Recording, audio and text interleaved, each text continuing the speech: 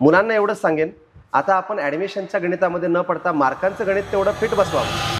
EWS आणि SEBC याबाबत लोकांच्या मनात बराचसा संभ्रम आहे. बरोबर. अगदी EWS सेंट्रलाइज रिझर्वेशनमध्ये येतंय, SEBC महाराष्ट्र लेवलला येतंय.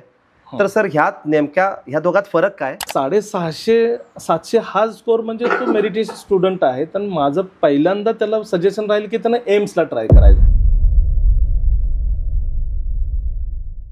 चॉईस फिलिंग म्हणजे तुम्हाला कुठला कॉलेज हवा आहे, की ज्यावेळेस 630 मध्ये ओपन OBCला ॲडमिशन मिळालं नाही, त्यावेळेस 620ला EWS मधून गव्हर्नमेंट कॉलेज मिळाला.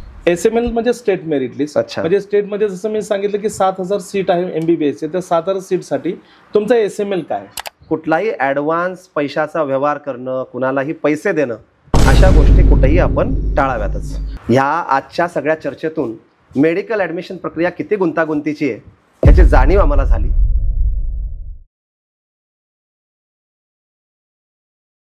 नमस्कार, सर आइन्स्टाईन अकॅडमीच्या करिअर कट्ट्यावरती आपलं स्वागत. कोविड पॅन्डेमिक नंतर मेडिकल क्षेत्रामध्ये निर्माण झालेल्या संधी, उच्च सामाजिक मूल्य या दोन गोष्टींमुळे मागील काही वर्षामध्ये मेडिकल क्षेत्रामध्ये जाणाऱ्या विद्यार्थ्यांचा ओघ प्रचंड वाढला आहे. या संदर्भात सखोल चर्चा करण्यासाठी आज आपल्या सोबत आहेत आयडियल करिअर सेंटरचे संचालक प्राध्यापक इरफान सय्यद सर. सर, आजच्या या कार्यक्रमामध्ये आपलं स्वागत. सर, मेडिकल ॲडमिशन काउन्सिलिंग म्हणजे नेमकं काय आणि खरोखरच या सगळ्या प्रक्रियेमध्ये काउन्सिलर नावाच्या व्यक्तीची गरज असते का? 12वी नंतर मेडिकल कोर्सेसमध्ये प्रवेश करिता जी प्रोसेस आहे त्यामध्ये रजिस्ट्रेशनपासून ते ॲडमिशनपर्यंत प्रत्येक टप्प्यावर नियमावली वेगळी आहे. त्या सगळ्या नियमांचं आपल्याला माहिती होणे, अपडेट होणे आणि त्याचबरोबर या सर्व टप्प्यावर मार्गदर्शन करणे, याच प्रोसेसला आपण म्हणतो ॲडमिशन काउन्सिलिंग. हे ॲडमिशन काउन्सिलिंगमध्ये मार्गदर्शन करणारी जी व्यक्ती आहे त्याला आपण म्हणतो काउन्सिलर. तर काउन्सिलरची गरज काय आहे, तर भारतामध्ये जी ॲडमिशन प्रोसेस आहे ती वेगळी आहे. म्हणजे राज्यासाठी वेगळी, सेंट्रलसाठी वेगळी, सेंट्रल युनिव्हर्सिटीसाठी वेगळी, आणि या सगळ्यांची माहिती नसल्याने फार चुका घडतात आणि छोटीशी चूक त्या विद्यार्थ्याचं करिअर किंवा 1 वर्ष वाया घालवू शकते. म्हणून ॲडमिशन काउन्सिलरची नितांत मेडिकल प्रवेशसाठी तर गरज आहे. सर, या ॲडमिशन काउन्सिलिंग प्रक्रियेचे नेमके किती टप्पे पडतात? आपण याची विभागणी 4 टप्प्यात करू शकतो. पण त्या विभागण्याआधी 1-2 टप्पे हे महत्त्वाचे की तुम्ही ऑल इंडिया कोटातून ॲडमिशन घेणार आहात का स्टेट कोटातून, म्हणजे महाराष्ट्रात घेणार आहात की महाराष्ट्र सोडून इतर राज्यामध्ये घेणार आहात, तर हे तुम्हाला आधी ठरवावं लागेल. आणि त्यानंतर जर विभागणी करायची तर 4 टप्प्यात विभागणी पण करू शकतो. सर्वप्रथम डॉक्युमेंटेशन, की कागदपत्रे आपल्याला व्यवस्थित गोळा करणे, ज्यामुळे तुम्हाला आरक्षणाचा लाभ मिळेल किंवा इतर लाभ मिळतील. 2 नंबर तुमचं जे राहतं रजिस्ट्रेशन, की रजिस्ट्रेशन कुठले करायचे आहेत, आणि महाराष्ट्राचं केला त्याचबरोबर डीमचं करायचं का नाही, सेंट्रलचं करायचं, अदर स्टेटचं, मग MBBS BDS plus Ayush courses, प्रत्येकाचे रजिस्ट्रेशन वेगळे आहेत. त्यानंतर तुमचं राहतं चॉईस फिलिंग, म्हणजे कुठले कॉलेजाची निवड करायची आणि ते योग्य निवड करणे, त्यात चुका न करणे, आणि चॉईस फिलिंग, आणि शेवटचा की अलॉटमेंट आणि कॉलेज जॉईनिंग, रिपोर्टिंग देखील आपण त्याला म्हणू शकतो.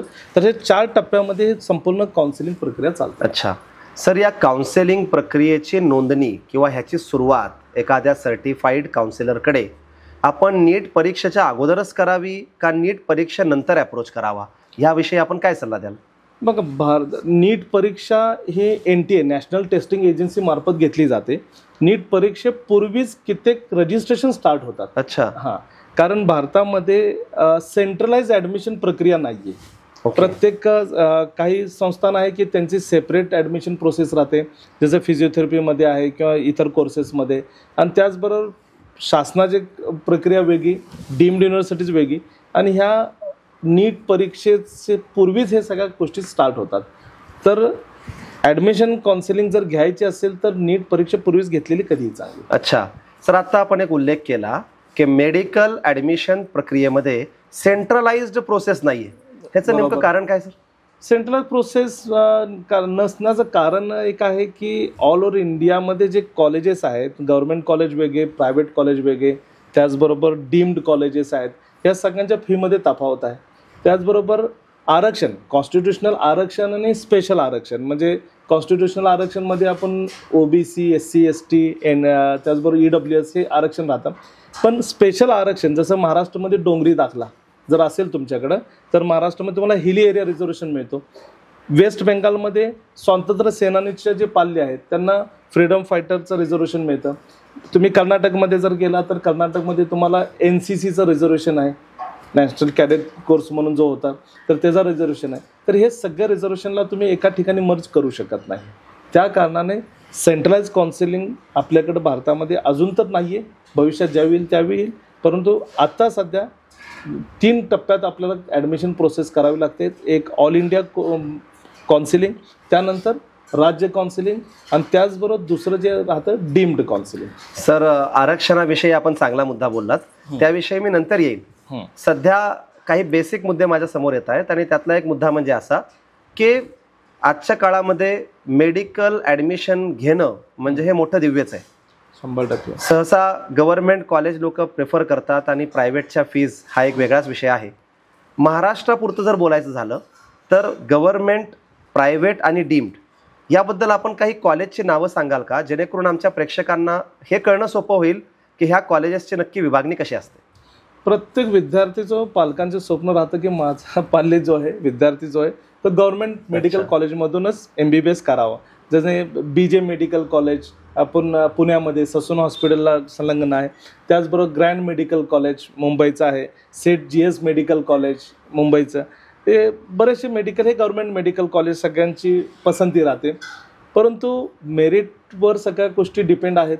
जसं 2023 मेरिटवर मी नंतर बोलेन. पण यामध्ये जर ॲडमिशन नाही मिळालं तर मग प्रायव्हेट मेडिकल कॉलेज. तर प्रायव्हेट मेडिकल कॉलेजमध्ये पण मी बऱ्याच वेळा अनुभव केलेला आहे की पालकांची आणि विद्यार्थ्यांची पसंती आहे शहरी भागातल्या कॉलेजेसला जास्त आहे. म्हणजे पुण्यामध्ये अटल बिहारी वाजपेयी मेडिकल कॉलेज आहे किंवा मुंबईमध्ये सोमाय मेडिकल कॉलेज आहे, हे नागपूरमध्ये मेडिकल कॉलेज हे प्रायव्हेट झाले. आणि डीम्ड कॉलेजमध्ये तर ठीक आहे, डीम्ड कॉलेज आपल्याकडं भारतीय विद्यापीठ, DY पाटील, त्यानंतर MJ मेडिकल कॉलेजेस आणि कृष्णा मेडिकल सायन्स असे नामवंत मेडिकल कॉलेजेस आहेत. सर, लगेच माझ्या डोक्यात प्रश्न डोकावतो की डीम्ड किंवा प्रायव्हेट म्हणलं की लोकांचे डोळे विस्फारतात.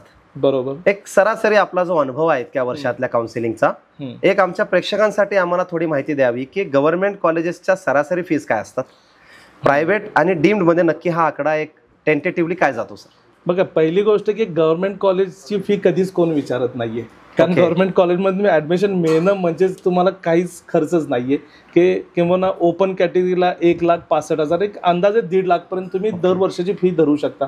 त्यामध्ये मग तुम्हाला आरक्षणाचा लाभ आहे. EBC, OBC, EWS निम्म होत आहे. काही ठिकाणी तर OBC करिता 10,000, जसं BJ मेडिकल कॉलेज जर तुम्ही धरलं तर वार्षिक फक्त 10,000.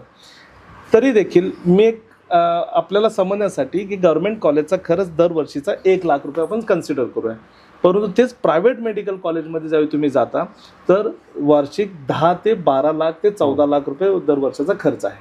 म्हणजे आपण सपोज काही कॉलेजेसचा 7 लाख आहे, काही कॉलेजेसचा 8 लाख आहे, काहीचं 10-12 प्रत्येक प्रायव्हेट मेडिकल कॉलेज. आता यामध्ये एक प्रश्न वारंवार विचारला जातो विद्यार्थी पालकाकडनं की सर सेमी गव्हर्नमेंट म्हणजे काय. तर हे प्रायव्हेट मेडिकल कॉलेज जे गव्हर्नमेंट एडेड आहेत आणि जिथं तुम्हाला स्कॉलरशिपचा लाभ मिळतो ते सेमी गव्हर्नमेंटमध्ये ते कॉलेजला कन्सिडर केलं जातं. जसं महाराष्ट्रामध्ये वेदांता मेडिकल कॉलेज पालघरचं कॉलेज आहे की त्यांची फी 16 ते 16 लाख रुपये पर इयर आहे. पण त्या ठिकाणी तुम्हाला कुठल्याही प्रकारची स्कॉलरशिप मिळणार नाही. जर तुम्ही SC ST कॅटेगरीमधून देखील ॲडमिशन घेतलं तरी तुम्हाला 16 लाख रुपये भरायचे आहेत. परंतु इतर कॉलेजेसची जी फी तुम्ही विचारली तर जसं मी सांगितलं गव्हर्नमेंट कॉलेजची 1 लाख रुपये, तर प्रायव्हेट कॉलेजची वर्षाला 10 ते 12 लाख. तर यामध्ये तुम्हाला मग EBC, OBC, EWS जर असाल तर निम्मी होणार. म्हणजे 10 लाख जर आपण कन्सिडर केले तर 5 lakh. NT category, VJ category जी आहे तर त्यांना 10% फी भरावी लागते, 90% त्यांना ट्युशन फी माफ राहते. आणि SC ST कॅटेगरीकरिता संपूर्ण फी माफी आहे. त्याचबरोबर मुलींच्याकरिता जी शैक्षणिक योजना आहे त्यामध्ये पण फी माफी आहे. तर गव्हर्नमेंट कॉलेजच्या तुलनेत प्रायव्हेट मेडिकल कॉलेजची फी ॲक्च्युली 5 पटीनं जास्त आहे. आणि तेच जर तुम्ही डीमच्या बाबतीत म्हटलं तर सामान्य वर्ग किंवा मध्यमवर्गीयांचं एक कामच नाहीये, कारण डीम मध्ये सुरुवातच होती 1 कोटी पासून टोटल पॅकेज. म्हणजे मी 5 वर्षाचा आणि वार्षिक फी नुसार जर बोलणं केलं तर कमीत कमी 20 लाख रुपये दरवर्षीचं फी आहे, आणि त्यामध्ये 10% 60% वाढ ही वेगळंच आहे. तर सोप्या भाषेत गव्हर्नमेंट मेडिकल कॉलेजमध्ये तुम्ही MBBS चा कोर्स 5 लाखात करू शकता. प्रायव्हेट मेडिकल कॉलेजमध्ये 30 लाख ते 60 लाख तुम्ही काय बेनिफिट तुम्ही घेता त्यावर डिपेंड आहे, आणि डीम्ड कॉलेजला 1 कोटीपेक्षा जास्त. ओके सर, प्रवेश प्रक्रियेमध्ये आपण हे सर्व काम करत असताना बऱ्याचशा टेक्निकल टर्म्स ह्यामध्ये पालकांना माहीत नसतात, मुलांना तर ती दूरची गोष्ट आहे. बरोबर. त्यामध्ये आम्ही ऐकलेली एक कॉमन टर्म म्हणजे all India quota, state quota, institutional quota, NRI quota. नेमक्या ह्या सगळ्या गोष्टी काय आहेत आणि आपण ह्या कोटा संदर्भात पालकांना किंवा विद्यार्थ्यांना कुठली गोष्ट रिकमेंड कराल? याकरिताच काउन्सिलरची गरज पडते, कारण हे प्रोसेसच एवढी किचकट आहे की यामध्ये विद्यार्थी पालकांना एकदम कन्फ्यूज होतं. जसं सोप्या भाषेत सांगायचं, गव्हर्नमेंट कॉलेज, प्रायव्हेट कॉलेज आणि डीम्ड कॉलेज. ठीक आहे. तर गव्हर्नमेंट कॉलेजमध्ये 85% सीट जे आहे ते राज्याकरिता राखीव असतात, ज्या राज्याचे आहेत. जसं आपण महाराष्ट्राच्या बाबतीत सांगूया तर महाराष्ट्रामध्ये जवळपास 41 गव्हर्नमेंट मेडिकल कॉलेजेस आहेत. तर त्यामधले 85% सीट हे महाराष्ट्राच्या विद्यार्थ्यांकरिता आहे. पण त्यासाठी रजिस्ट्रेशन करायचं तो CET सेलचा स्टेट कोटा 85% कोटा. ओके, याचं रजिस्ट्रेशन तुम्हाला करावं लागतं.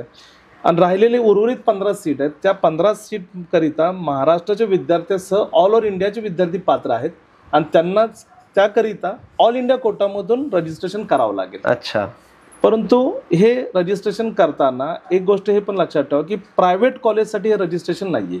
ऑल इंडिया कोटा जे रजिस्ट्रेशन आहे ते फक्त गव्हर्नमेंट कॉलेजचे 15% आणि डीम्ड कॉलेजचे 100% सीट. ओके.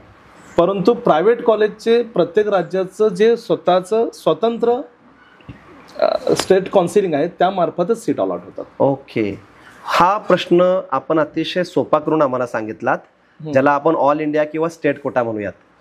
अजून एक मुद्दा ह्यामध्ये येतो तो म्हणजे NRI आणि इन्स्टिट्यूशनल कोटा. हा काय प्रकार आहे? NRI कोटा, इन्स्टिट्यूशनल कोटा या सगळ्या गोष्टीला आपण सोप्या भाषेत मॅनेजमेंट कोटा म्हणू शकतो. अच्छा. आणि मॅनेजमेंट कोटा म्हणजे लोकांना एकच वाटतं की डोनेशनचा कोटा. ओके. तर तसं नाही राहिलेलं. मेडिकल फील्डमध्ये डोनेशन हा विषय ऑन पेपरच आलेला आहे. म्हणजे तुमचे रेग्युलर फी 10 लाख रुपये असेल आणि तर तुम्हाला मेरिटमधून ऍडमिशन मिळालं तर 10 लाख रुपये, परंतु तुम्हाला मेरिटमधून नाही मिळालं आणि मॅनेजमेंट कोटातून ऍडमिशन घ्यायचं असेल तर ते तुम्ही घेऊ शकता, पण तिथे ती फी चौपट, तिप्पट, चौपट, 5 पट पर्यंत आकारली जाते. म्हणजे 10 लाखाच्या ऐवजी 30 lakh per year, 40 lakh per year, 50 lakh पर्यंत पर इयर. म्हणजेच एखादा जर मध्यमवर्गीय विद्यार्थी आहे, त्याला जर 650 ते 700 मध्ये स्कोर झालेला आहे, तर त्या विद्यार्थ्याला ह्या सगळ्या टेक्निकॅलिटीज मध्ये नेमकं कुठं ऍडमिशन साठी आपण रिकमेंड करता? सर बघा, 650 700 हा स्कोर म्हणजे तो मेरिटेड स्टुडंट आहे. तर माझं पहिल्यांदा त्याला सजेशन राहील की त्यानं एम्सला ट्राय करायचं, all India institute of Medical science. Okay. का ट्राय करायचं? म्हणजे बरेचसे लोक मला विचारतात की एम्स मध्ये का जावं, तर मी मध्ये का जाऊ नये हे आधी विचारा. कारण नाम मात्र 5,000 रुपये वार्षिक फी मध्ये तुमचं सगळं टोटली खर्च होतं. आणि जे एम्स म्हणजे काय, सगळ्यांचं दिल्ली एम्स म्हणजे जेवढे तुम्ही कधी पण बघा, पंतप्रधान आजारी झाले एम्स मध्ये भरती, अमिताभ बच्चन आजारी झाले एम्स मध्ये भरती. हे एम्स म्हणजे आपल्या इंडियातले टॉपचे इन्स्टिट्यूट. अच्छा. आता ही गोष्ट वेगळी आहे की आता कट ऑफच एवढा हाय झालेला आहे की प्रत्येकाला शक्य नाहीये, परंतु तरी देखील 680+ एक कोर्स स्कोर आहे, त्या सर्व विद्यार्थ्यांना सेंट्रल युनिव्हर्सिटी जाऊन ट्राय करावं. अच्छा. याचबरोबर आपण भाग्यशाली आहोत महाराष्ट्रीयन की AFMC arm force medical college देखील आपल्या पुण्यामध्ये आहे. आणि ऑल ओव्हर इंडियामधलं मिलिटरी बेस एकच हॉस्पिटल आहे, एकच कॉलेज आहे MBBS, ते पुण्यामध्ये. तर AFMC मध्ये पण तुम्ही ट्राय करू शकता.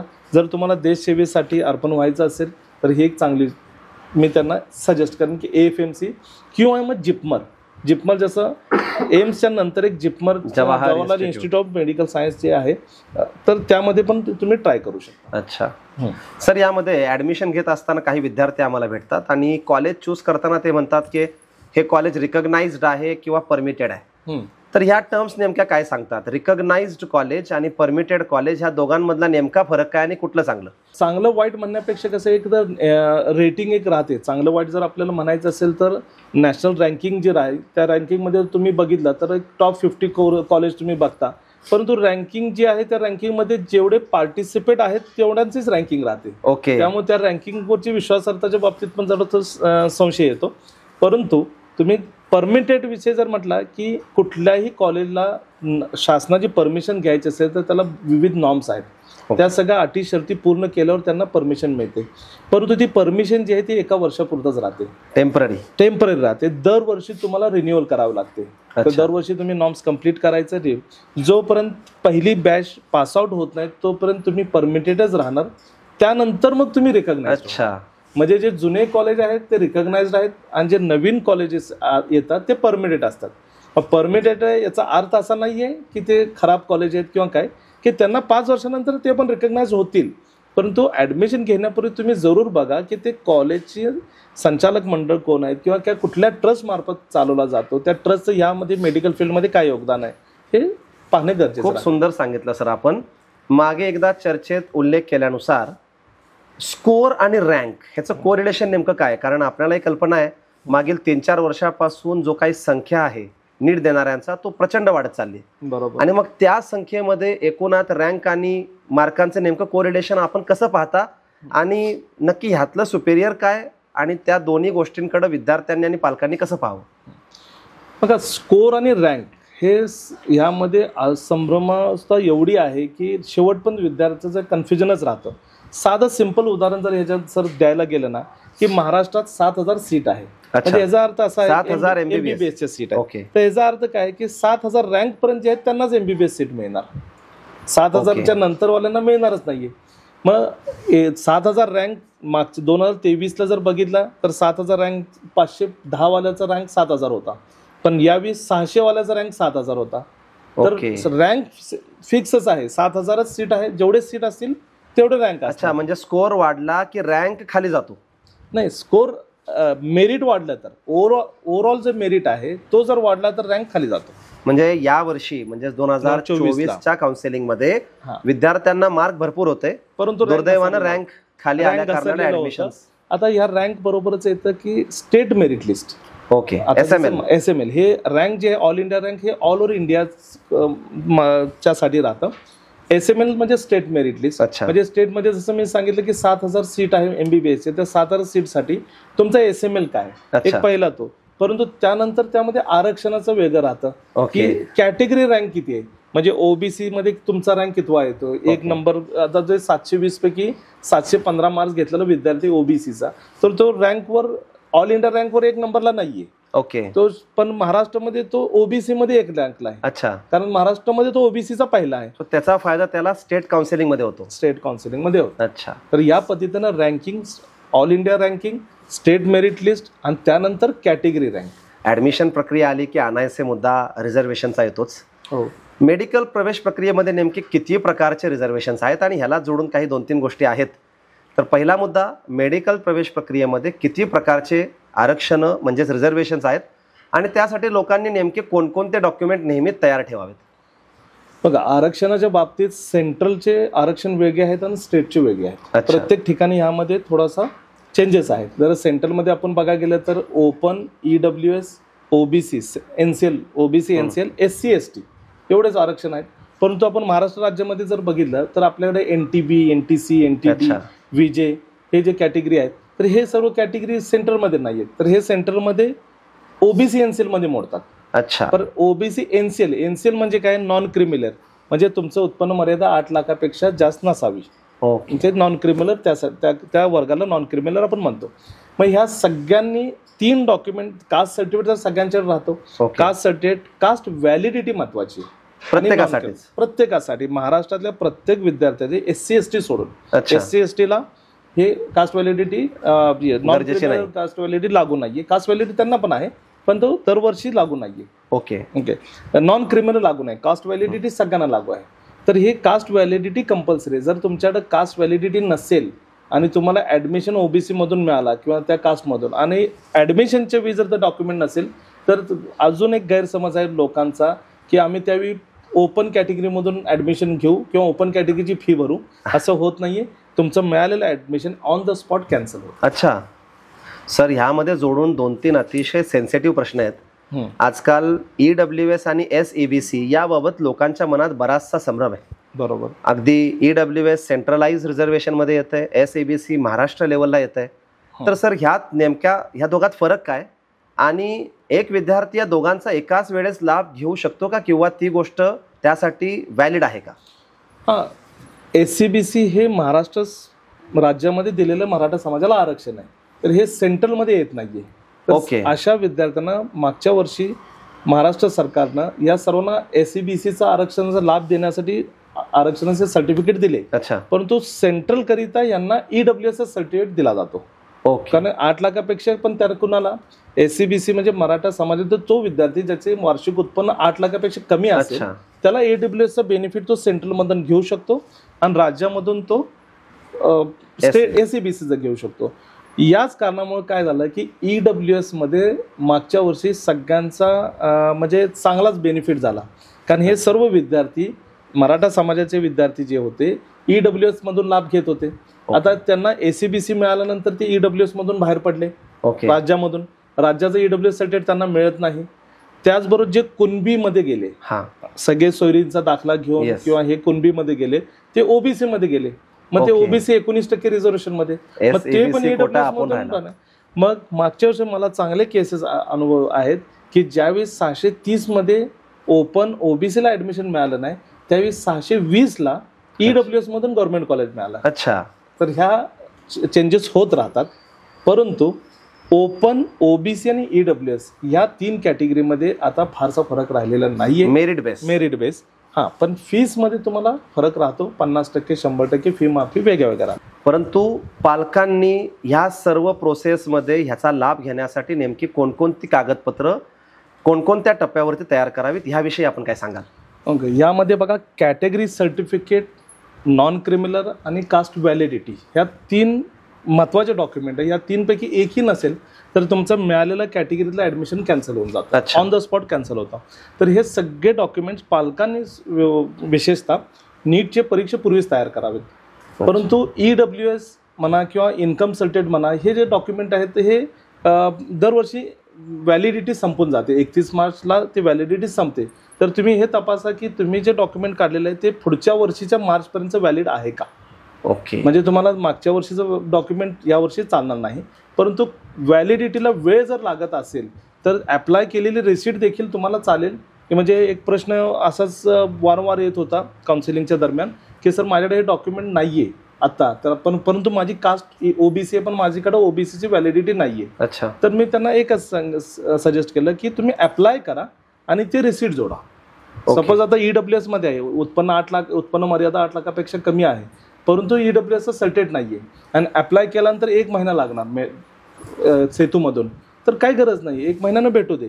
तुम्ही फक्त ॲप्लाय केलेली रिसिट देखील जोडून तुम्ही ॲडमिशन कॅटेगरीमधून रजिस्ट्रेशन करू शकता. सर, आपण काउन्सिलिंगच्या टप्प्यांना नमूद करत असताना चॉईस फिलिंग नावाचा हा शब्द वापरला. बरोबर. चॉईस फिलिंग असेल किंवा फ्री एक्झिट असेल किंवा अपग्रेडेशन असेल, अशा बऱ्याचशा टर्म्स लोकांच्या डोक्यावरनं जातात. नेमकं हे काय आहे आणि ह्याविषयी आपण सोप्या भाषेत आम्हाला कसं सांगाल? चॉईस फिलिंग म्हणजे तुम्हाला कुठला कॉलेज हवा आहे, जे कॉलेज तुमची पसंती नंबर 1 आहे त्याला 1 नंबरला ठेवणे, 2 नंबरला त्यानंतरचं कॉलेज. परंतु हे करताना तुम्ही हे बघायला हवं की गव्हर्नमेंट कॉलेज जे तुम्हाला मिळत नाहीये हे माहीत असून देखील ते तुम्हाला 1 नंबरलाच ठेवायचं आहे. कारण सुदैवाने जर मिळाला तर तुम्ही घेणारच आहात. तर चॉईस फिलिंग म्हणजे तुमच्या पसंतीचा क्रम, की तुम्हाला पहिल्यांदा कुठलं कॉलेज पाहिजे. की मी पुण्याचा विद्यार्थी आहे, मुलगी आहे, तर मला पुण्यामध्येच पाहिजे. मग पुण्यामध्ये पहिल्यांदा गव्हर्नमेंट BJ मेडिकल कॉलेज. मग त्यानंतर त्यांच्या पालकांचं म्हणणं आहे की मी गव्हर्नमेंट BJ मेडिकल कॉलेज नाही मिळालं तर मी इतर ठिकाणी जाण्यापेक्षा पुण्याच्या प्रायव्हेट कॉलेजला जाणार. मग ते त्या ठिकाणी ते काय करणार, मग मायमर कॉलेज 2 नंबरला, काशीबा नवले 2 नंबर किंवा 3 नंबरला ठेवणार. परंतु इतर विद्यार्थी काय करणार, BJ गव्हर्नमेंट मेडिकल कॉलेज नंतर ग्रँड मेडिकल मुंबई किंवा मग GMC Kolhapur, GMC Nanded, GMC Nagpur. Government कॉलेजसाठी सगळेजण एकाच सिम्पल ह्याच्यात सांगेन की महाराष्ट्रातले प्रत्येक विद्यार्थी, सपोज एक 1.5 लाख विद्यार्थी नीट क्वालिफाय होतात दरवर्षी महाराष्ट्रामध्ये. 1.5 लाख विद्यार्थी चॉईस फिलिंगमध्ये सर्वप्रथम government medical college line 1 number ते 41 नंबर ते सगळे टाकणार. त्यानंतर प्रायव्हेट कॉलेज टाकताना मग त्यावेळी फीमध्ये बघणार की सगळ्यात स्वस्त कुठला आहे. म्हणजे डॉक्टर उल्हास पाटील जळगाव हा कॉलेजची फी सगळ्यात कमी आहे. किंवा किंबहुना मायनॉरिटी विद्यार्थी जर असेल तर मायनॉरिटीचं जालनामध्ये एक मायनॉरिटी कॉलेज आहे, तर त्यांची फी फक्त 7 लाख रुपये. आणि त्यात जर उत्पन्न 8 लाखापेक्षा कमी असेल तर EBC सवलतमध्ये ते 5 लाखापर्यंत येतं. मग त्यांची पहिली पसंती ते राहणार. म्हणजे गव्हर्नमेंट कॉलेज सगळे टाकणार, पण प्रायव्हेट कॉलेज टाकताना फी बघून टाकलं जातं. तर यालाच म्हणतात चॉईस फिलिंग. परंतु चॉईस फिलिंगमध्ये चुका भरपूर करतात. अच्छा. की चॉईस फिलिंग करताना तुम्हाला MBBSची करायची आहे, त्याचबरोबर BDSची पण करायची आहे.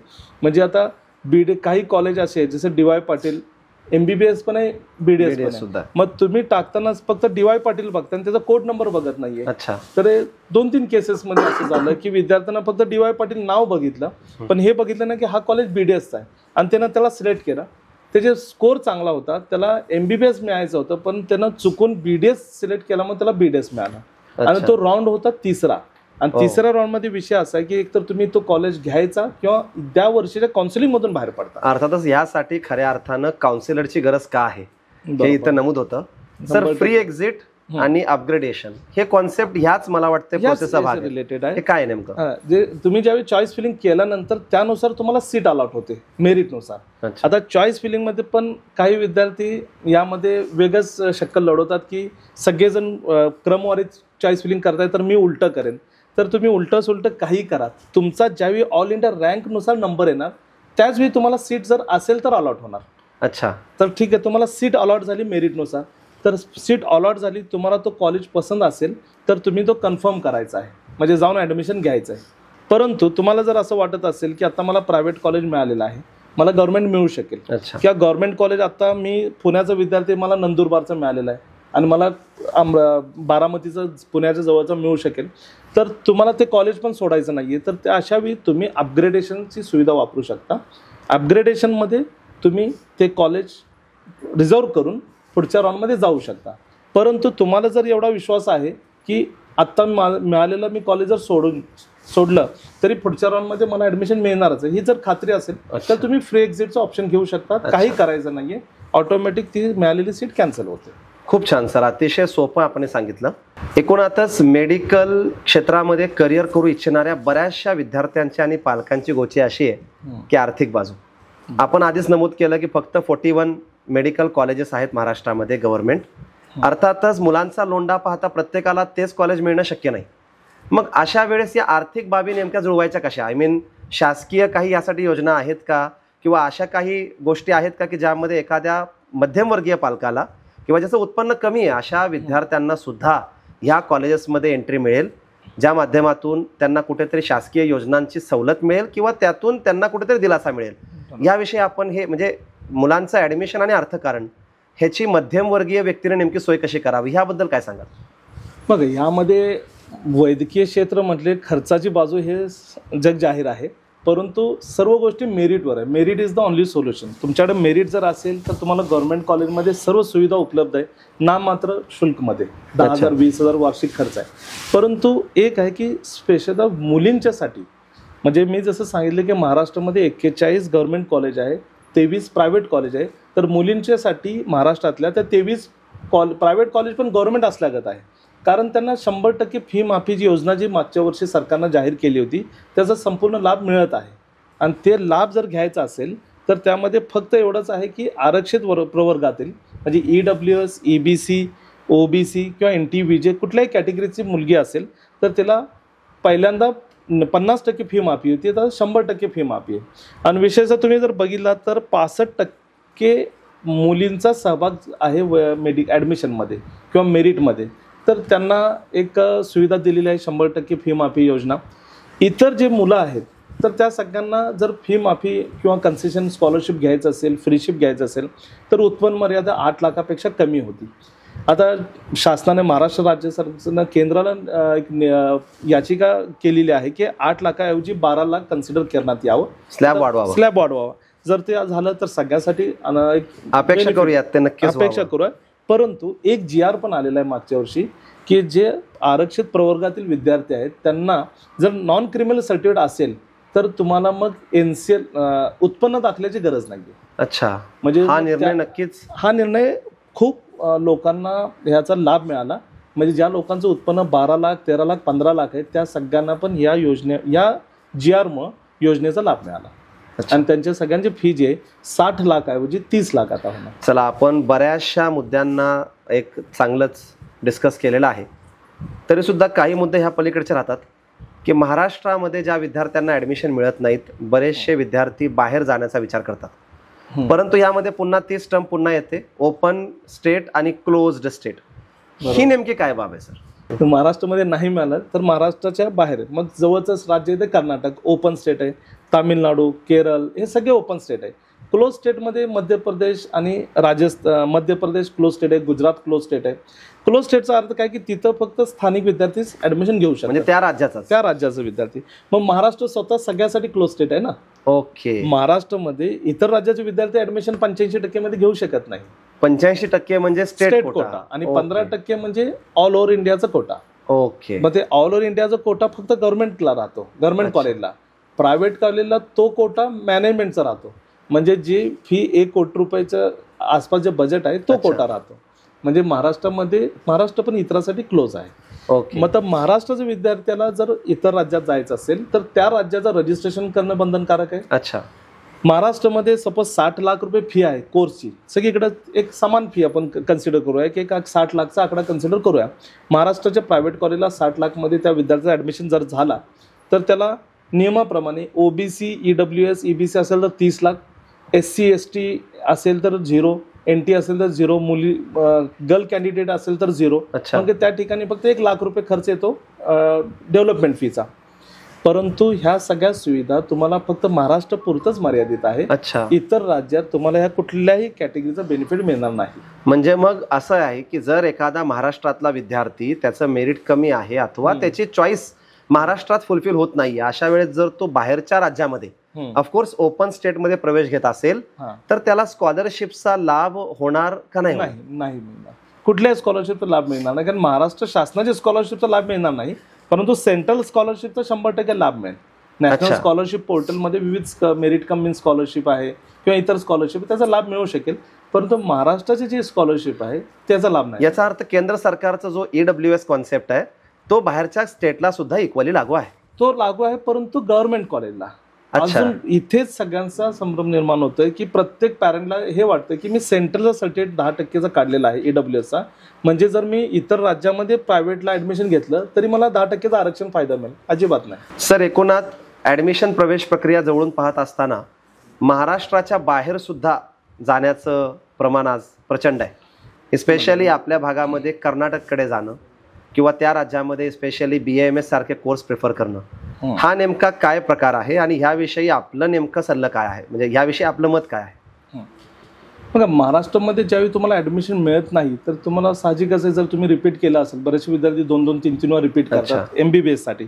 तर MBBS साठी जर तुम्हाला महाराष्ट्रात मिळाला तर मी सांगितल्याप्रमाणे जर बजेट असेल तुमचा 60 लाख तर तुम्ही कर्नाटकला प्रेफर करू शकता, कारण जवळचं राज्य आहे. 40 लाखमध्ये केरळसाठी जाऊ शकता आणि तर छत्तीसगडला पण जातात. इवन UPला, नॉर्थ इंडियाला, UP बिहारला जाण्याचा कल आता महाराष्ट्राच्या विद्यार्थ्यांचा वाढलेला आहे. मागच्या वर्षी माझ्याकडून जवळपास 47 विद्यार्थी UPच्या स्पेशली कॉलेजला गेलेले आहेत, प्रायव्हेट कॉलेजला. 60-70 लाख जर बजेटची तयारी असेल तर महाराष्ट्राचे विद्यार्थी कुठेही जाऊन ऍडमिशन घेऊ शकतात. परंतु BAMS संदर्भात एक विषय कसा आहे की MBBS BDS मध्ये एकतर तुम्ही मेरिटनुसार जाल किंवा मग NRI कोटामधून, तर कोटीच्या वरती बजेट राहतो.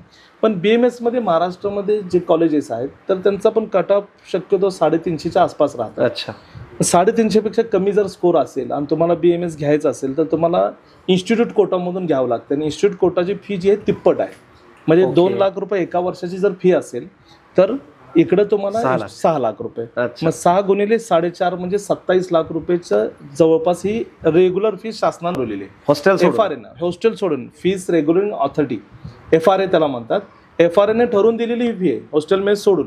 मग 27 लाख प्लस हॉस्टेल मेस म्हणजे एक 30-35 लाखापर्यंत हे तुमचं राहतं. यामध्ये जे प्रीमियम इन्स्टिट्यूट आहेत ते 40 लाख पण मागतात. हो. आणि मागच्या वेळी एक असं फक्त पत्र आलेलं होतं की 5 पटपर्यंत घेऊ शकतात, तर सगळ्यांनी 5 पटच घेतली. अच्छा, म्हणजे रेग्युलर कोटाच्या 5 5 पट म्हणजे 27च्या ऐवजी मग सरळ तो वेगळाच विषय, म्हणजे 2 गुणिले 5 10 लाख, म्हणजे 50 लाखची डिमांड 40 आणि 45 लाख रुपयाची डिमांड व्हायला लागली. तर महाराष्ट्रात लगत असलेलं कर्नाटक राज्यामध्ये BMSचे कॉलेजेस भरपूर आहेत. BMSचे जास्त कॉलेज असल्याने आणि जास्त सीट, आणि तिथं 20% कोटा ऑल ओव्हर इंडियासाठी राखीव आहे. अच्छा, अशा कारणामुळं कमी विद्यार्थी, कमी स्कोरवाल्याला इवन 130-140 जस्ट एलिजिबल स्कोर देखील असेल तर त्याला तिथे 15 लाखमध्ये ॲडमिशन मिळून जातं. चांगली गोष्ट आहे खूप. त्या कारणानेच हे विद्यार्थी तिकडे जातात. मी माझ्या मागच्या वर्षीच्या अनुभवामध्ये आठवत आहे की UPला BMS साठी जाणारे पण विद्यार्थी आहेत. चाणक्य आयुर्वेदिक मेडिकल कॉलेजमध्ये 2 विद्यार्थ्यांनी आपल्या महाबळेश्वर जावली भागातलेच आहेत. अच्छा, तर का गेले तर 12 लाखमध्ये इन्क्लुडिंग हॉस्टेल मेस. ग्रेट. त्यानंतर केरळमध्ये सगळ्यात शेवटी मला आठवतं की 13 जानेवारीपर्यंत काउन्सिलिंग चालली, तर 13 जानेवारीला पण केरळमध्ये काही विद्यार्थी गेले 12 लाखमध्ये इन्क्लुडिंग हॉस्टेल मेस. तर अशा प्रत्येक ठिकाणी थोडंसं तुम्हाला सॅक्रिफाईस, कम्फर्ट झोन जर तुम्ही सोडायला तयार असाल नक्कीच, तर ह्या सगळ्या गोष्टी पॉसिबल आहेत. Specially sir, Russia Ukraine war पासून चर्चा अब्रॉड ॲडमिशन, आणि ते आता पीक इतकं जोमात आहे की युक्रेन असेल, रशिया असेल, जॉर्जिया असेल, बांगलादेश असेल, इथे लोकांचा एक ओघ प्रचंड आहे. आणि नंबर ऑफ मॅगझिनमधून वाचन केल्यानंतर असं कळतं की ह्यामध्ये प्रचंड विरोधाभासी सिच्युएशन्स आहेत. आपण MBBS इन फॉरेन किंवा MBBS इन अब्रॉड या संदर्भात आपलं नेमकं मत काय, आणि त्याविषयी आपली भूमिका काय राहते मुलांसाठी? पहिला प्रश्न येतो की मी प्रश्न करेन की का जाऊ नये. भारतामध्ये जर MBBS मध्ये मेरिट नुसार ॲडमिशन नाही झालं आणि प्रायव्हेटमध्ये घ्यायचे तर मला 1 कोटी रुपये मोजावे लागणार आहेत. अच्छा, आणि तेच जर मला 25 ते 30 लाखमध्ये इन्क्लुडिंग हॉस्टेल मेस जर माझं MBBS शिक्षण पूर्ण होत असेल तर मी का जाऊ नये, हा पहिला प्रश्न निर्माण होतो. अच्छा, परंतु एक चांगली बाब आहे की जस्ट तुम्ही जर बघितला तर मागच्या आर्थिक बजेटमध्ये निर्मला सीतारामनजीनं याचं वक्तव्य पण तुम्ही वाचाल की येत्या 5 वर्षात 75,000 सीट वाढत आहेत मेडिकल ॲडमिशनचे. आता पण ते टप्प्याटप्प्यानं वाढणार आहेत, ते वाढतील नंतरचा विषय आहे. परंतु सदस्थितीत ऑल ओव्हर इंडियामध्ये 1,000 नागरिकाच्या मागे 1 डॉक्टरची व्यवस्था असणं गरजेचं आहे. अच्छा, वर्ल्ड हेल्थ ऑर्गनायझेशनचा जो सर्वे आहे त्यानुसार अजून त्याकरिता आपल्याला 2030 पर्यंत अजून 2 लाख डॉक्टरची रिक्वायर्ड आहे. अच्छा, म्हणजे ही रिक्वायरमेंट फुलफिल करण्यासाठी ज्यावेळी डॉक्टरची रिक्वायरमेंट आहे आणि तुम्हाला फक्त डिग्री करून येऊन इथं प्रॅक्टिस करायचं आहे, त्यामध्ये आता ठीक आहे की प्रॅक्टिस करण्यासाठी एक्झाम द्यावी लागेल वगैरे, सगळ्या गोष्टी मान्य. जसं तुम्ही युक्रेनचा विषय काढला की युक्रेन तर सोडा, रशियाला लागत जेवढे पण देश आहेत, कझाकिस्तान, किर्गिस्तान, उझबेकिस्तान, ह्या सगळ्या ठिकाणी भारताचे विद्यार्थी आज शिक्षण घेत आहेत. इवन बांगलादेश, नेपाळ हे भारताला लागून असलेलं देश आहे. आणि जसं मागच्या वर्षी ज्यावेळी बांगलादेशचं एक प्रॉब्लेम झालं होतं सरकार पलटचं, आणि त्यावेळी न्यूज लोकांनी बघितला, तर त्यावेळी कळालं की 8,500 विद्यार्थी बांगलादेशमध्ये भारताचे MBBS करत आहेत. हो, एवढा मोठा नंबर नेपाळमध्ये आहे. परंतु प्रत्येक देशाचं बजेट वेगळं आहे आणि काही प्लस पॉईंट आहे तर काही निगेटिव्ह पॉईंट आहे. तर याबद्दल आपण चर्चा करूया.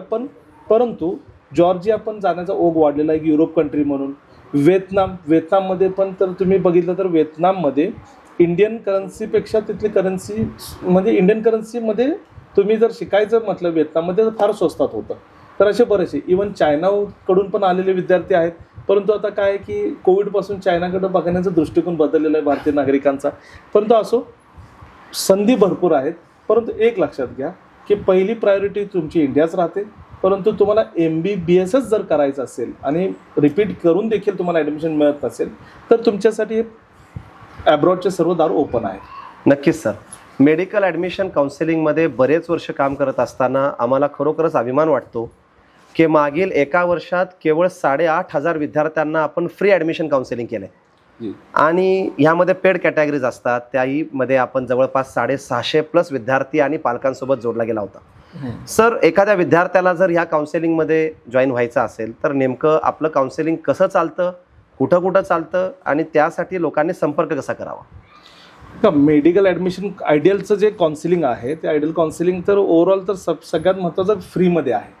आणि फ्रीमध्ये ऑनलाईनच सगळं होतं. परंतु फ्री म्हटल्यावर काही लिमिटेशन्स राहतात की फ्रीमध्ये जबाबदारी आयडियल टीमची नसणार आहे. अच्छा. आता आयडियलचं मेन ऑफिस कराड तालुका जिल्हा सातारामध्ये आहे. तर हे याचबरोबर सातारा सिटीमध्ये पण आयडियलचं ऑफिस आहे. माणगाव कोकणमध्ये आपण एक चालू केलेलं आहे. त्याचबरोबर इतर ठिकाणी पण लवकरच ऑफिसेस होतील, ब्रँचेस होतील. परंतु तुम्हाला जर घ्यायचं असेल फ्री काउन्सिलिंगमध्ये तर आपले टेलिग्राम चॅनल, व्हॉट्सअप चॅनलमध्ये तुम्ही जॉईन होऊ शकता. त्याचं आपण लिंक डिस्क्रिप्शनमध्ये देत असतो, यूट्यूब व्हिडिओज वगैरे पण. आणि पेडमध्ये यायचं असेल तर एक चार्जेस राहतात. म्हणजे महाराष्ट्रासाठी काउन्सिलिंग करायची आहे का, मग अदर स्टेटसाठी करायचे का, ॲब्रॉडसाठी करायचे, तर विविध ॲडमिशनचे टप्पे राहतात. त्याच पद्धतीने तर काउन्सिलिंगचे टप्पे राहतात. तर तुम्हाला जे आहे ते नॉमिनल फीमध्ये आपण ते सुविधा उपलब्ध करतो. तर त्यामध्ये नीटचा फॉर्म फिलअप करण्यापासून ते रजिस्ट्रेशन, ॲडमिशन होईपर्यंत, इवन ॲडमिशनच्या नंतर स्कॉलरशिप आणि एज्युकेशन लोन ह्या सुविधा देखील आम्ही पुरवतो. मला अजून आठवतं की आमचे जे विद्यार्थी आता PGला गेलेत, म्हणजे MBBS करून आता PGला MS साठी MD साठी, तर त्यांचं पण कालच 2-3 विद्यार्थ्यांचा फोन आला, सर माझ्या स्कॉलरशिपचं फॉर्मचा अजून हे नाही, OTP नाही आला. म्हणजे आमच्या ऑफिसमध्ये काल सुट्टी होती, मग ते पाठवला नव्हता. म्हणजे आम्ही हे सर्व्हिसेस असं नाही आहे की ॲडमिशन मर्यादित आहे, ॲडमिशन नंतर पण या सगळ्या सुविधा तुम्हाला मिळत राहतात. अच्छा सर, काउन्सिलर संदर्भात एक शेवटचा प्रश्न म्हणजे असा की ॲज अ आयडियल म्हणून वैयक्तिकरित्या आपण नेमक्या अशा कोणत्या अतिरिक्त सर्व्हिसेस मुलांना आणि पालकांना आश्वस्त करता की ज्यासाठी आयडियल हे खरोखरच आयडियल आहे असं म्हणता येईल? नाही, सर्वप्रथम बघा, ह्यामध्ये आयडियल ॲडमिशन नंतरचा भाग आहे. आपण आयडियल ॲडमिशन काउन्सिलिंगमध्ये जे विद्यार्थी किंवा पालक आमच्याशी संपर्कात येतात ते ॲक्च्युली दरवर्षी 26 जानेवारीपासूनच येतात. अच्छा. प्रजासत्ताक दिनांक दिवशी आमचं काउन्सिलिंग पेड पण स्टार्ट होतं आणि फ्री पण स्टार्ट होतं. तर आमचं पहिलं ध्येय राहतं की ह्या विद्यार्थ्यांचा स्कोर कसा बूस्ट व्हावा. ओके. मग त्या अनुषंगाने आम्ही विविध टेस्ट सिरीज किंवा क्रॅश कोर्सेस वगैरे फ्री ऑफ कॉस्ट यांना देतो. अच्छा. किंवा एकदम अल्प दरात देतो. आणि नंतर मग ॲडमिशन, नीटचा फॉर्म फिलअप करणे, त्याचबरोबर इतर राज्याचे रजिस्ट्रेशन गरजेचे असेल तर ते करणे, प्रायव्हेटचं रजिस्ट्रेशन, सपोज NRIमधून ॲडमिशन घेण्यास जर उत्सुक असेल तर बजेट असेल त्या पार्टीचं, क्लायंटचं, तर आपण त्या पद्धतीनं NRIचे डॉक्युमेंट बनवून देणे, अशा सगळ्या सुविधा देतो. म्हणजे यामध्ये सगळी रिस्पॉन्सिबिलिटी आयडियल टीमची राहते. पालकांना, विद्यार्थ्यांना काही करायची गरज नाही. परंतु प्रत्येक स्टेपला आम्ही सॉफ्ट कॉपी त्यांना सबमिट करतो, जेणेकरून त्यांनी चेक करून सांगावं की कुठे जर चूक असेल तर त्याचवेळी एडिट करता येऊ शकते. सर, जशा काही काउन्सिलिंगच्या सकारात्मक बाजू आहेत त्याचबरोबर काही नकारात्मक बाजूही आम्ही आज ऐकतोय. वर्तमानपत्र असतील, सोशल मीडिया असेल, अमुक ॲडमिशनच्या आमिषाने इतक्या लाखाला गंडा घातला गेला आणि लोक साहजिकच त्याला फसतात. याविषयी आपला अभ्यास काय आहे आणि आपण याविषयी आमच्या प्रेक्षकांना, विशेष करून पालक मित्रांना काय सल्ला द्याल? मी एकच सांगेन की तुम्ही कुठलंही काउन्सिलिंग घ्या, स्टेटचं असो किंवा सेंट्रलचं असेल, त्यांचं इन्फॉर्मेशन बुलेटिन प्रसिद्ध केलं जातं. आणि ते इंग्लिशमध्ये पण राहतं, हिंदीमध्ये पण राहतं. CET सेल महाराष्ट्राचा मराठीमध्ये पण अवेलेबल आहे. ओके. तुम्ही जर ते 100% सगळं वाचलं तर तुम्हाला काउन्सिलरची गरजच नाहीये. परंतु काय होतं की रोजच्या रोज अटी शर्ती बदलत राहतात, नियम, इतर राज्याचे ॲडमिशन प्रोसेस आणि यामध्ये तफावत असल्याने काउन्सिलर सगळेजण नेमणूक करतात. परंतु जे फसवी कुठे होते की जसं वेटरनरीचे महाराष्ट्रामध्ये 5 गव्हर्नमेंट कॉलेज आहेत. तुम्ही त्यांच्या वेबसाईटवर रजिस्ट्रेशन करताना पाहाल की रेड कलरमध्ये लिहिलेलं आहे की आमच्याकडं कुठल्याही प्रकारचे मॅनेजमेंट सीट अवेलेबल नाही. अच्छा. किंवा कुठल्याही एजंटवर विश्वास ठेवू नका, कारण आमचं प्युअरली ॲडमिशन हे मेरिट बेस होतं. तरी देखील दरवर्षी मी ॲडमिशन करून देतो, तुम्ही माझ्यावर विश्वास ठेवा, या नावाखाली बरेचसे एजंटगिरी करणारे लोक पालकांना फसवतात आणि ते पालक बळी पडतात. तर आता त्यामध्ये पालकांनी सावध राहणं गरजेचं आहे. त्याचबरोबर तुम्ही ज्या पण ॲडमिशन काउन्सिलिंगसाठी काउन्सिलरची नेमणूक करताय तर तुम्ही त्या काउन्सिलरला किती वेळ भेटलाय. अच्छा. हां, तो तुम्हाला किती वेळ देतोय, तो स्थानिक आहे का नाही हे तुम्हाला पाहणे गरजेचं आहे. कित्येक केसेसमध्ये माझ्याकडे असे केसेस आले की परप्रांतीय काउन्सिलर आहेत, त्यांनी कधी भेटलेलं नाही आहे, फोनवर फक्त बोलणं झालेलं आहे. किंवा मेनली सोशल मीडियावर येणारे ॲडव्हर्टाईज, सोशल मीडियावर तुम्ही जर बघा, ज्या ॲडव्हर्टाईजमध्ये फक्त मोबाईल नंबर आहे तर त्यामध्ये तुम्ही कॉन्टॅक्ट करूच नका. ओके. फक्त तिथं कॉलेजचा फोटो दिलेला आणि खाली मोबाईल नंबर, कुठे नाव उल्लेख नाही आहे, संस्थेचं नाव नाही, ॲडमिशन काउन्सिलिंग कमिटीचं नाव नाही. तर हे सगळं फ्रॉड चालत राहतात. मेडिकल इंडस्ट्रीमध्ये हे कधी न संपणारी गोष्ट आहे. परंतु ही जी ह्याच्यामध्ये जी हानी होणार आहे त्यापासून जर स्वतःला प्रिकॉशन घ्यायचं असेल तर एकच आहे की योग्य काउन्सिलरची निवड करा आणि अज्ञात व्यक्तीवर कधीही विश्वास ठेवू नका. थोडक्यात आपण म्हटलं तसं जसा सक्सेससाठी शॉर्टकट नाही तसा काउन्सेलिंग प्रोसेसलाही शॉर्टकट नाही. आणि सर्वात महत्त्वाचं, कुठलाही ॲडव्हान्स पैशाचा व्यवहार करणं, कुणालाही पैसे देणं, अशा गोष्टी कुठेही आपण टाळाव्यातच. यामध्ये एकच मी सूचना करेन की बऱ्याचशा जसं इतर राज्यामध्ये किंवा अब्रॉडला पण ॲडमिशन घेताना शक्यतो तुम्ही ट्रान्झॅक्शन तुम्ही तुमच्या अकाउंट मार्फत कॉलेजला करावे किंवा युनिव्हर्सिटीला करावे. बऱ्याच ठिकाणी काय होतं, ठीक आहे काउन्सिलरवर तुमचा विश्वास असतो, तुम्ही त्यांच्या अकाउंटमध्ये करताय, पण ह्याच ठिकाणी मग गफलत होते आणि मग तो एक्सचेंज रेटचा फरक पडतो. बऱ्याचशा मग तुम्हाला जास्त पैसे मोजावे लागतात. तर ह्या सगळ्या गोष्टींचा थोडंसं बारकाईनं अभ्यास करूनच मग तुम्ही निर्णय घ्या. ह्या आजच्या सगळ्या चर्चेतून मेडिकल ॲडमिशन प्रक्रिया किती गुंतागुंतीची आहे ह्याची जाणीव आम्हाला झाली. त्यासोबत इतक्या ओघवत्या शैलीमध्ये सरांनी आपल्याला मार्गदर्शन केलं. मुलांना एवढंच सांगेन, आता आपण ॲडमिशनच्या गणितामध्ये न पडता मार्कांचं गणित तेवढं फिट बसवावं. आणि पालकांना सल्ला राहील, अगदी आपण स्ट्रॉंग काउन्सिलरचा आणि विश्वासार्ह काउन्सिलरचा सल्ला घेऊन बाकी सगळी भिस्त काउन्सिलरवरती सोपवावी. फक्त मुलाखत घेणाऱ्याच्या भूमिकेतून नाही, मी स्वतः एक पालक आहे, माझा मुलगा 10वीला आहे, त्या भूमिकेतून ह्या कार्यक्रमातून बऱ्याचशा किचकट अशा गोष्टींची अतिशय सोप्या पद्धतीने सरांनी उकल केली. खरोखरच सर, करिअर कट्ट्यावरती आल्याबद्दल आपले आभार, धन्यवाद.